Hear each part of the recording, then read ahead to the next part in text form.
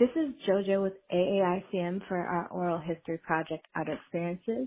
I'm here with Billie. Do you want to state your full name for us? Yeah, Billie Conaway White. All right. And what year were you born, Billie? I was born in 1994. Okay. And were you born, where were you born? I was born in Fridley, Minnesota. Okay, so you're a native. Yeah. Yeah. Well, what about your parents? Are they originally from Minnesota? My parents are actually not from Minnesota. They are from Kansas City, Missouri. Okay. So do you know what prompted them to move here?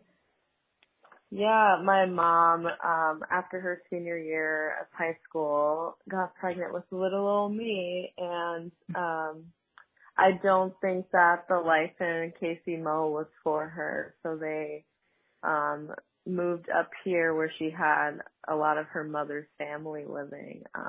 So she had some resources up here just to get started in a new place.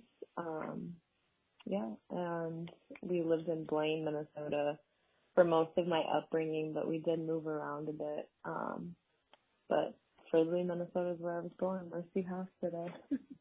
Mhm. And your father was from Kansas as well? He's from Kansas City, Missouri. Yeah. Okay. And do you know why your mom felt like Kansas wasn't the place for her? Did she ever tell you about that? You know, she did bits here and there. I think that there's just a lot of trauma as a Black person growing up on the side of Kansas City, Missouri that she grew up on. So I don't think it was something that she wanted for herself anymore or like for her future. So I think moving here was the best decision for her. I think she just thought that at the time, and I'm honestly glad that she did. Mhm. So what kind of things are you? Is there some racism she was experiencing? Was it other issues? Yeah, I think the racism aspect of it was really hard. I know that she didn't get into a lot of the programs in the surrounding universities that she wanted to get into, and then of course having found out that she was pregnant, I think she just chose to come here to make a life here, and then she ended up getting into a pharmacy program here. So I think that it ended up working out better for her in that regard. So, yeah. So did she get into the pharmacy program at the U of M? She did, yeah. Okay. So was she in Minneapolis for a little bit before you guys moved to Fridley, or did she immediately go to Fridley with your dad? We just stayed in the suburbs. We were pretty much suburbanites with the exception of all of my cousins who I grew up with in South Minneapolis and then also in Northeast. So I was very familiar with the cities. And one of my daycares was in downtown Minneapolis. So I was pretty familiar with the cities as well, but we were suburbanites. They now live in North Minneapolis, and you know, I'm pretty sure they love that, and we'll be staying out there for probably quite a few years. Yeah. But I think that moving out of the suburbs was a huge deal for my parents. Because they've been in the Minnesota suburbs since you were born, basically. Yeah, the white Minnesota suburbs. So what does your mother do and what does your father do? Yeah, so my mom is, she's a pharmacist, has been for a while. She took some years off, after she graduated from school, and decided that a fifth kid was the addition. My one sister, thankful. And our dad actually, he now lives in Michigan, and he helps with taking care of my elderly grandparents. Okay. So the first stop was Fridley and then Blaine. Can you tell me a little bit about, and I want to start with your parents a little bit, and then you can transition to you. But did they ever tell you what it was like for them when they moved to Fridley, like what they were expecting and what the reality was? Did that match? And then if you could also kind of tell us like what time that was, like what year? Yeah. So my parents ended up moving to Fridley in 93, and I think for them moving to a predominantly white suburb was quite the adjustment for them. They had come from a very black area of Kansas City, Missouri, and it was, I know that they've spoken to me before in the past about that experience and how it was almost like a culture shock for them moving to Minnesota, and then heading straight to the suburbs, especially just because so much of my family they had lived here for so many years prior to, and they were all, Minneapolis people. I think that my parents were sort of under the impression that if they moved us to a certain type of area, that there would be certain outcomes. And I think that even later on, once we moved to Blaine, which was in 2001, 2002, after that move, I remember as an adult now speaking with my mom about it, and she had said that they were in between getting this house in North Minneapolis or getting a house out in Fridley, and they had just chosen this one in Blaine. And I remember afterwards, like, she said that she regretted it. She wanted us to be able to grow up closer to family. Not that we were too far out, 25 minutes, but also just to have more close experiences with more Black people. And also just people who look different than us, right? Because our school systems up there were pretty much not, they did not reflect any type of other people other than white people. So, I know that was a big deal for them. And I have two younger siblings who are still in high school. And I know that with my parents, they made, even after their divorce, they made a really big choice, to move to North Minneapolis and to start sending the kids to the Minneapolis public school system. And that was like, I think my mom was like so elated after that, just to have her boys. I think at the time, two of my brothers and then my one sister, they were the ones to go through those experiences and Minneapolis public schools, and I'm jealous. I wish I got that. Right. How do you think their experiences differed from yours growing up in Blaine? And again, we'll backtrack, but I think that's kind of interesting what you said about, how your younger siblings are now Minneapolis public schools. Yeah. So, I mean, the biggest difference is I feel like I didn't have many people I could relate to growing up in such a predominantly white school. I was actually just packing and looking at some old yearbooks the other night, and I was like, wow, I knew this, but I'd never really had kept so many connections from my childhood. Now in my adulthood, I don't have those friendships a lot of those friendships anymore. I think I ended up counting maybe 4 or 5 people that we end up here and there just reconnecting, catching up. But I think that our experiences were just so different. And I look at my siblings now, well, two out of the 5 of us went to school in the suburbs. But the other 3, they just have like large core groups of friends who represent all different types of people, and I think that's beautiful. And even my one brother, who is now a young adult, he just has these strong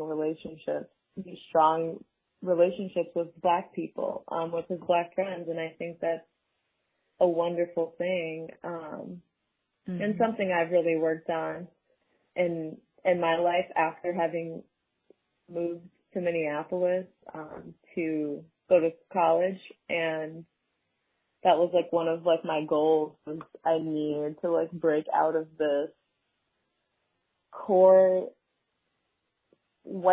predominantly white friend group that I have, you know. It wasn't very representative of me and who I was. And I think that that's probably one of the biggest differences that I see with them. And it's wonderful. Yeah. It's for them to get that different experience. Exactly. So you said for your parents, do you feel like most of your development, most of your growing up happened in Blaine then? Yeah, I think that my first, those first 7 years of life happened in Fridley, and then it switched over to Blaine. And honest, like where we lived, it was like this little nook of Blaine, right off the County J, like, I don't even really know how to explain it besides just like this weird little cookie cutter, like 5 blocks of homes, and then there was really like nothing around, but like there's a little lake, and then it's a big county road, so it kind of splits off into like 2 or 3 different areas. But I just remember all the houses like looked the same. So typical burbs. Typical burb feel. It was my Black family. There was a Puerto Rican family a couple houses down. And then on an opposite block, there was a Vietnamese family, and I remember like we were the only people of color, and so of course we hung out all the time. Like every household had kids, and we would get together and hang out. And I mean, like the other households in the area definitely had kids too, but it wasn't like the same, And I remember even the move from Fridley to Blaine for me was better because there were some teenagers who had some culture, Right. and liked hanging out and like wanted to like come over and hang with my family, and like it was the same for them. Like my parents would cook for them, and I'd go over to their house, their parents would cook for me, and it was like we were always eating well, and our families got pretty close, and some of them are still close still, and that was pretty big for me. I think that it was nice, and then I ended up switching school districts, and then I got to go to school with those people that I had met. So I thought it was a pretty big deal then. Yeah. So you described socializing with people who, were kind of culturally different than the majority white residents of Blaine. What was it like when you came into contact with the white people in Blaine? Was it the same reception, or do you feel like it was more distant? Yeah. It was definitely not the same vibe coming into contact with some of the white people that lived in the area, they were very standoffish. We had these block parties, right? Because that's what you do in the suburbs. Selectively invite everyone over. No, but yeah, we had these block parties, and every household was like designated to like do an activity, right? But my parents, like, they were working all the time. They didn't really have like the time working and like finishing school. And they didn't really have the time to like get these things done every time. So I feel like my brothers and I at the time, because my sister was like an infant, we would like scrounge up like a little side table situation. It was usually like Monopoly or some type of board game because we loved it. And I just remember like not having much interaction with the people who lived around us. There was one girl in particular, one white girl in particular, who was my age. I actually think she was a year older than me, but we rode the bus together every day. And I don't think it was until like the second year that we lived there that she actually like spoke to me. And wow, I remember we just had like this very strange friend. It wasn't really a friendship. It was just more of a, hey, you live right next door to me, so I kind of have to be nice to you kind of thing. But yeah, and like the national nights out, everything was always because you would walk up to like homes or driveways would have like a bonfire or something. So it was like really designed for socializing, but there wasn't really much of it, or it was just, even as an adult now, I just feel that childhood me being like, I would rather be at home playing Mario Kart, doing anything else than having to forcefully interact with these people today. Yeah. So that's some of the interaction in the neighborhood. Let's get a little bit more into what school was like for you. So if you don't mind, if we can start with elementary, and maybe you can tell me a little bit, where you went, the years, and your experience. Oh yeah, I should write this down. I gotta write the years down to get my story straight. Right. Oh, okay. Wow, I feel, Okay, no. so. Let's see. So starting with elementary school, so in elementary and middle school, I actually went to Mounds View School. So in elementary, I went to Sunnyside Elementary School.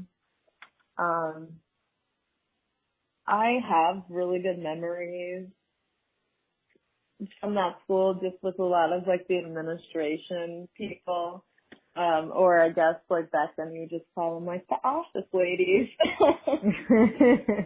I just remember they were always just so happy and smiling all the time. One woman still will come to like any big like life event of my family's. It's like such a beautiful thing. Shout out to Leanne.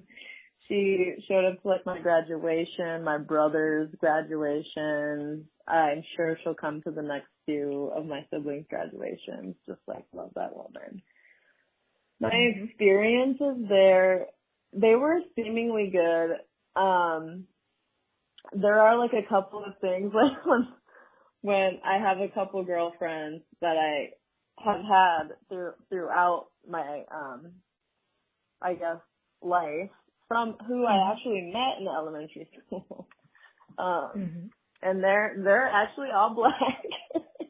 Yeah. And we just like really, I guess we really hit it off. I remember we got sat down next to one another in 4th grade, and it was like that ever since. We were just tight.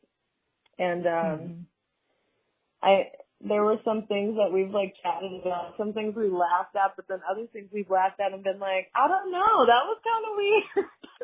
Maybe Right. that wasn't like an experience that we should be laughing about. Yeah. I just remember I was the child who would not sing the national anthem. Oh, really? I would refuse to, and I think it just had to do a lot with how what my parents like taught me about that, and I was a very, some would say stubborn or strong-willed, but I feel like I just knew who I was, right? But mm-hmm. Mm-hmm. I wouldn't do it, and I would get in trouble a lot for that. Until basically my teachers, who were all white, I never had a black teacher living here in Minnesota and going to the school system. Mm-hmm. I remember some stories of how I had these teachers who you would ask them if like, and maybe this happened to everyone, right? I guess, I don't know, but like if you could go to the bathroom and it would be like made into this whole thing of like, oh, I don't know, can you go to the bathroom? You should be saying may I, and weird things Right. like that. Like weird emotional abuse, I feel like, with taking that sort of basic need away from a child. Kind of strange. Mm-hmm. And yeah, I remember like my friend group in elementary school was like we were all very silly, and it's funny because like we're all jokesters still. But we would like joke around a lot, but I have like clear memories of like only me and other black or brown kids getting in trouble. Like we would always be the ones who got our recess time taken away. And there weren't that many of us in this school, because by the time I got to 5th grade, I think there were still really only, just a handful of us. In my class alone, I would say probably 3, maybe 3 per 5th grade class. And I think there were 3 5th grade classes, maybe 4. Oh, so 3 students? Yeah. Okay. And that was, my time in elementary school was, oh my gosh, 2000 and maybe 99 to 2005, 4 or 5, because I guess the end of 2005 I'd be transitioning into middle school.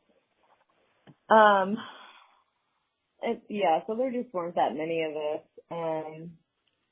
And then in middle school, I just went around the corner to Edgewood.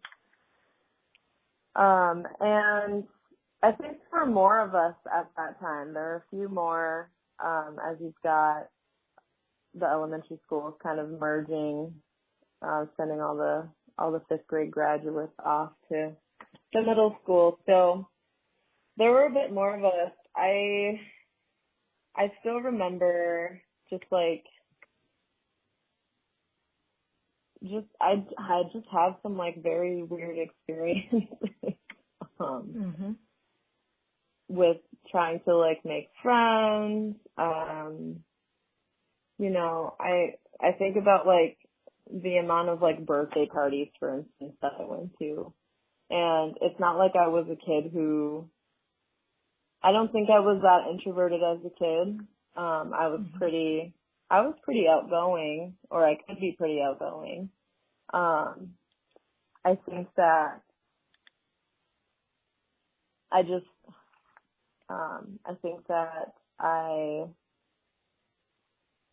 because I was in sports, I had the means to like make a close friend group, right?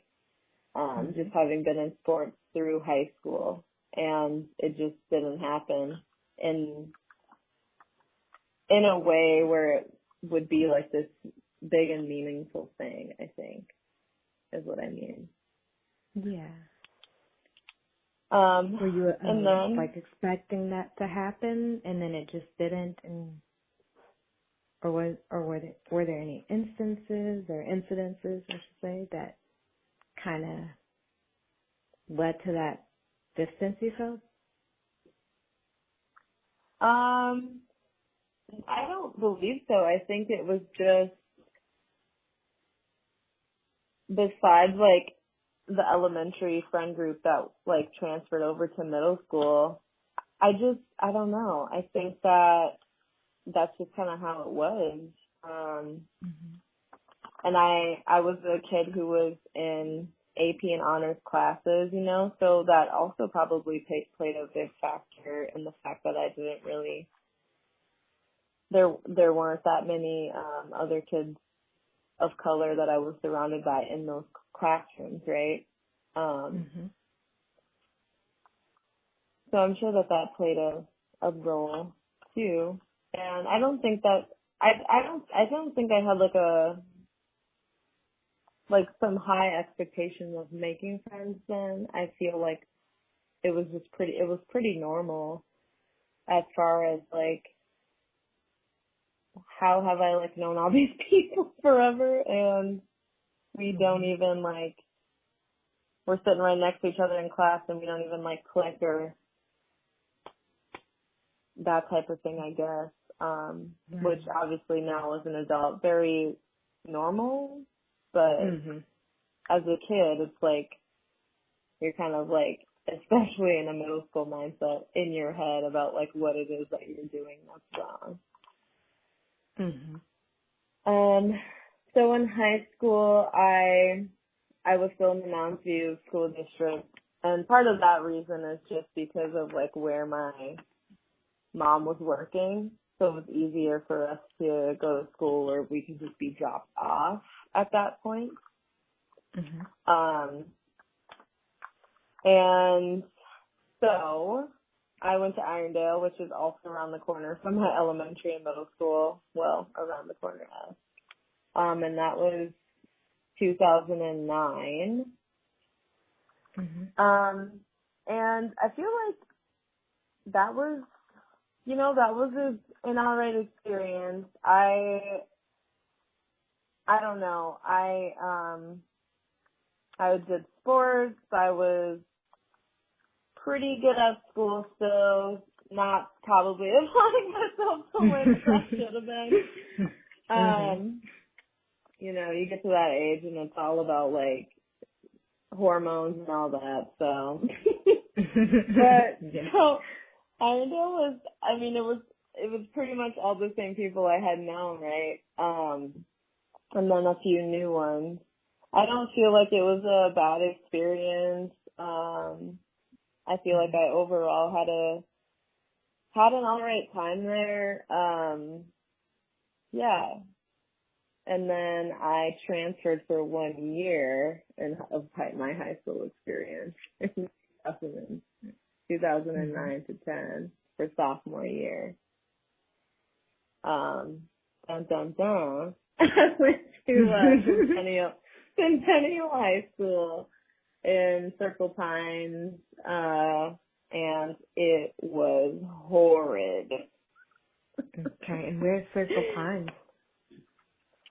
So that is up, I don't even know how to, if you know where like Ham Lake, Forest Lake, okay.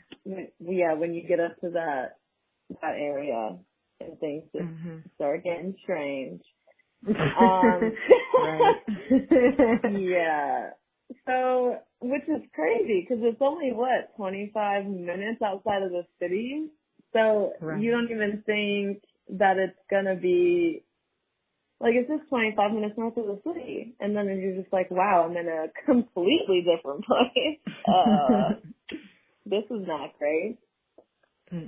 So in 2010, or I guess 2009 to 2010 for my sophomore year of high school, I decided I just had a couple of close girlfriends who went to Centennial. I decided that maybe I needed to change. Maybe I needed a change from what I had always known.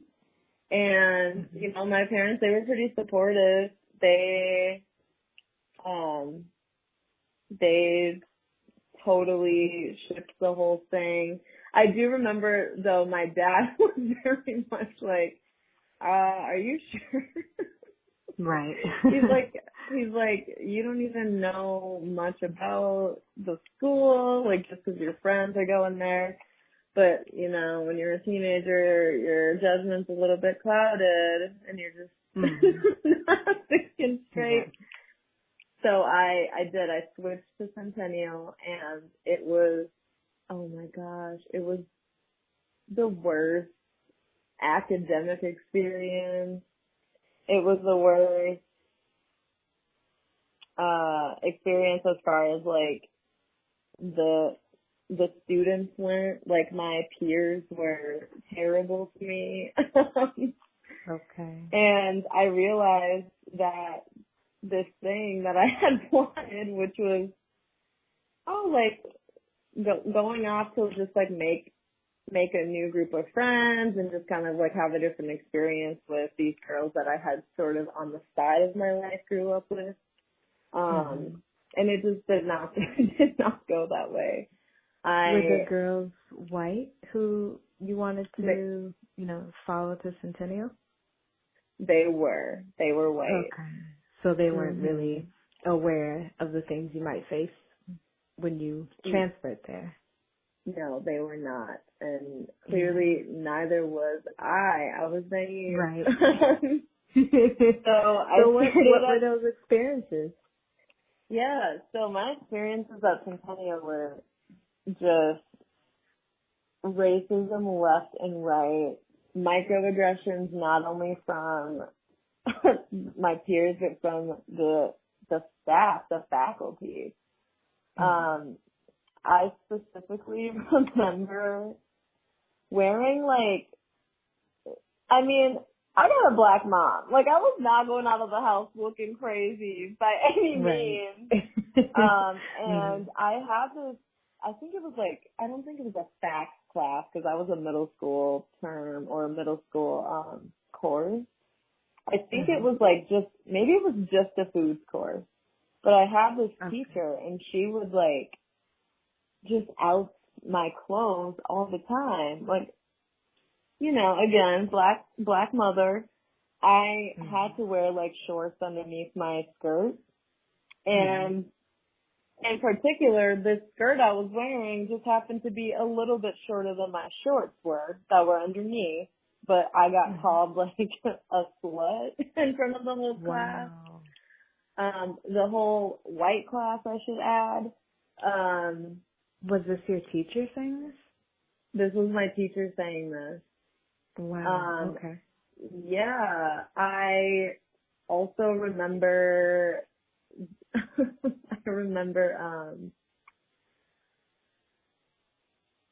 Sitting in my science class, and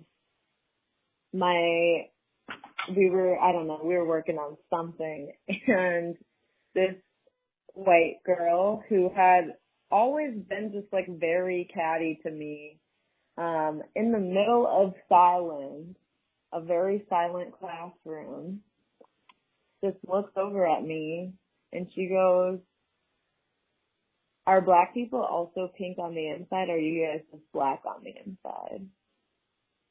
Wow. And how did you respond to that?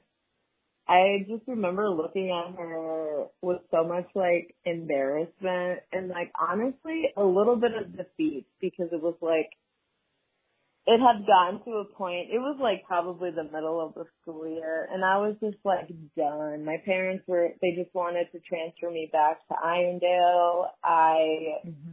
You know, I was just, like, opting to stay. For whatever reason, I feel like it was just because I felt like it was something that I should complete, because it was something that a process I had made my parents go through in order to send me to this different district.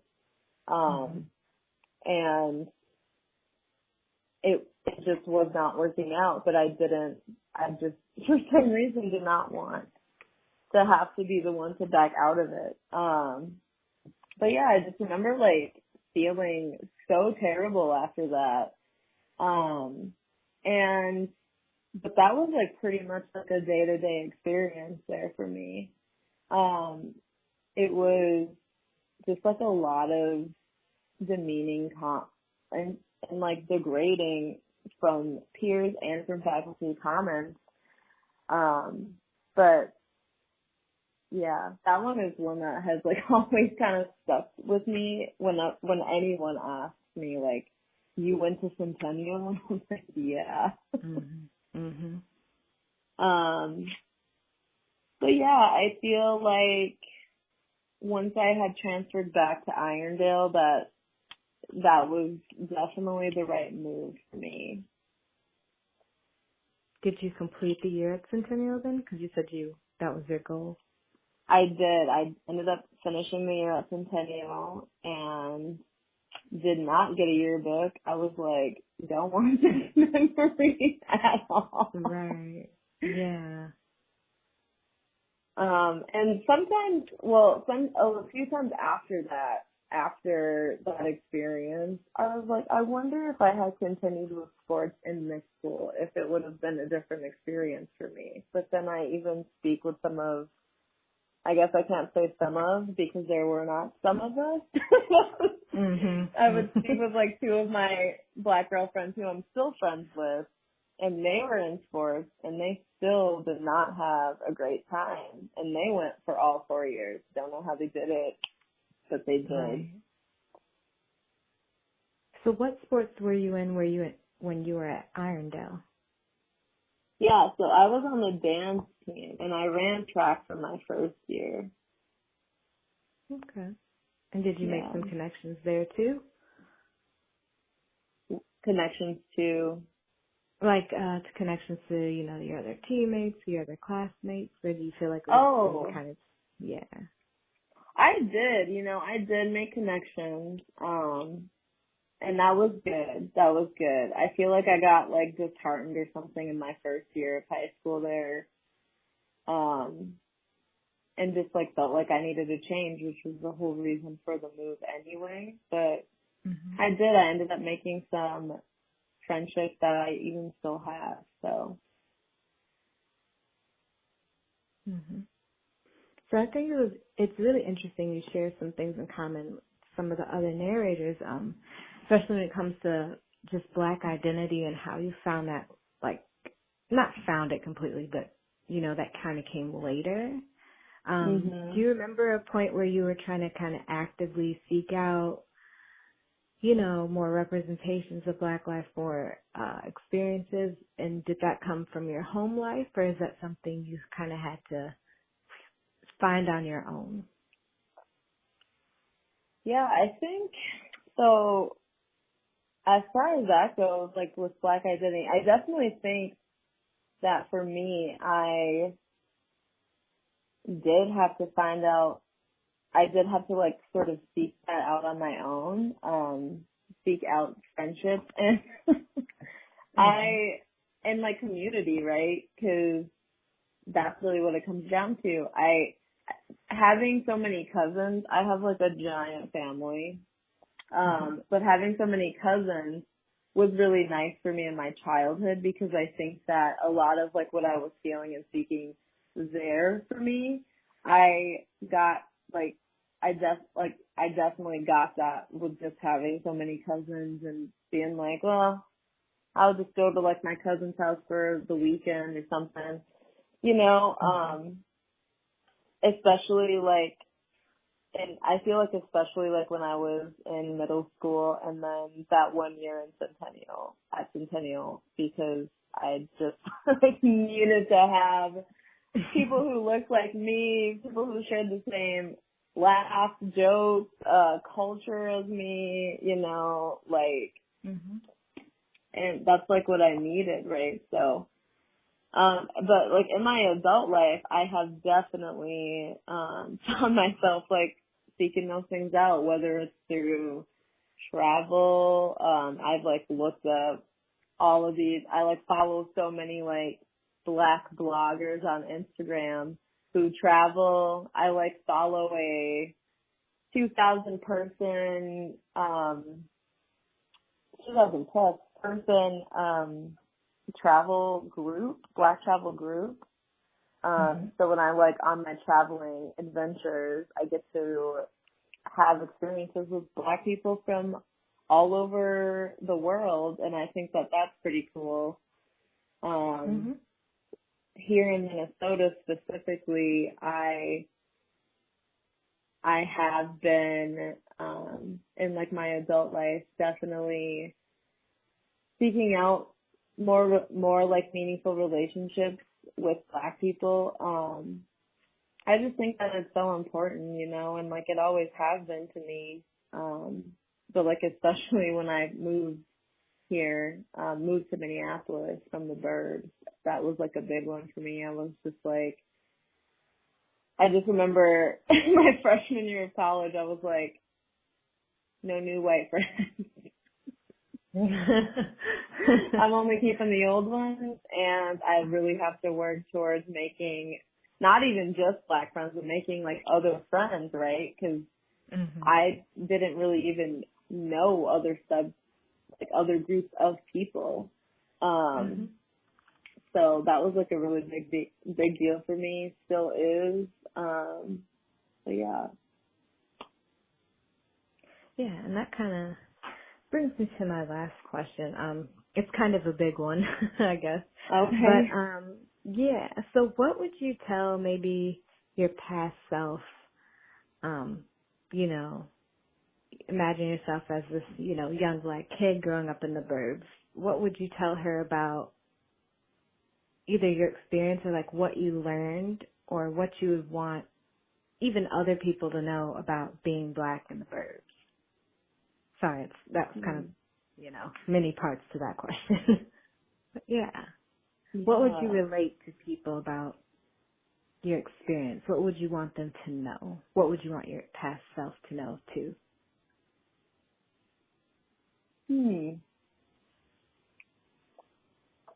I Yeah, guess that's kind of the a tough one. past young me. Yeah, no, I wrote it down. Yeah.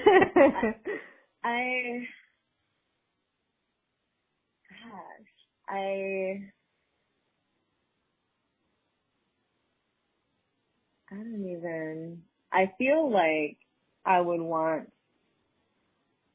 well, there's a few things, right? But one big thing that I know I would want to tell myself is don't even like stress out about these relationships that don't feel that meaningful, because like when you're that young, it just feels like everything, right? And I feel like I had like so much anxiety, and so much like sadness just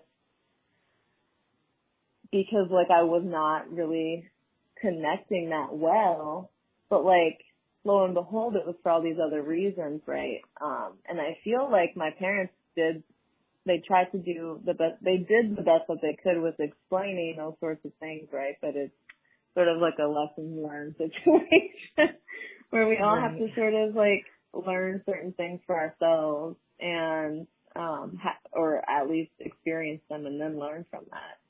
But I feel like my past self, I do wish for, me just knowing that there would be a time later in my life, in my adult life, where I would be able to maybe not cultivate, but I would be able to have all these different experiences with all these different people, and that those things would come. And then just about being Black in the suburbs, I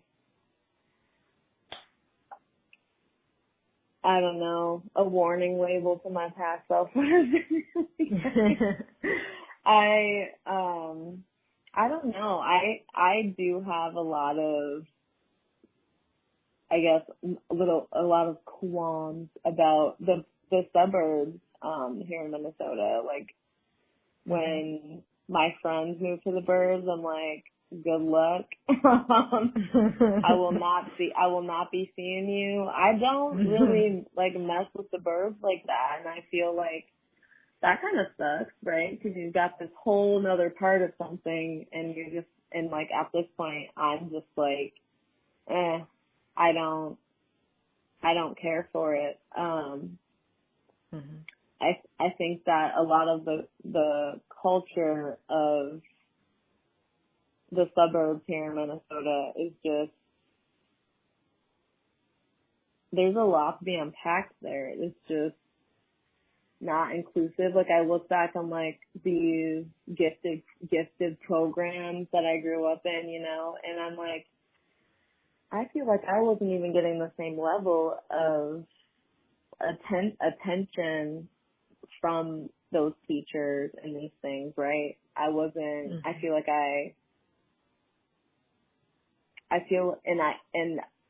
I mean, if we look at the numbers, we know a lot of things to be true about the education system here. Yeah,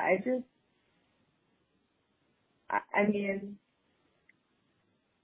I feel like I did learn a lot though. I learned a lot about myself. I learned a lot about being able to, you know, just take things for what people show you, you know. Learned a lot about, oh gosh, so many different things with just growing up in the suburbs. I definitely learned that I will not be ever living in a Minnesota suburb. Right. Yeah, because your experience wasn't what you had imagined it to be growing up. Yeah. Yeah, and I guess that last question was basically, and you kind of got to that, but you know, how did it shape you as a person? You know, being basically one of the only Black people in a majority white place.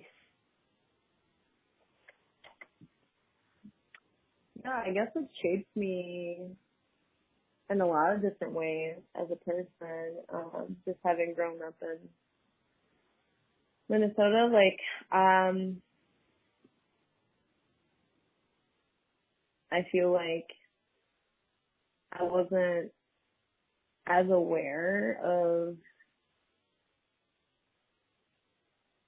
I feel like I was very like hyper aware of myself back then, but not as aware of other people, other non-white people, you know. I feel like it's definitely, I don't know, I feel like growing up here, I might have to think about this. And then there was a squirrel opening my window and I got distracted. That's all right.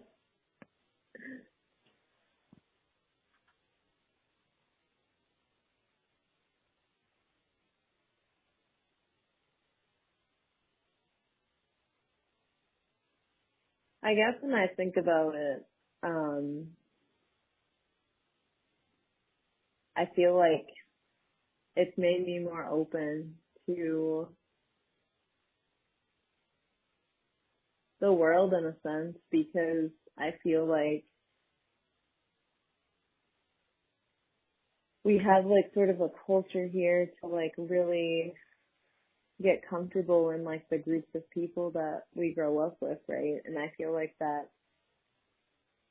maybe that's a thing everywhere, but I feel like it is especially here. And I think that I'm now so open for different experiences, right? Different,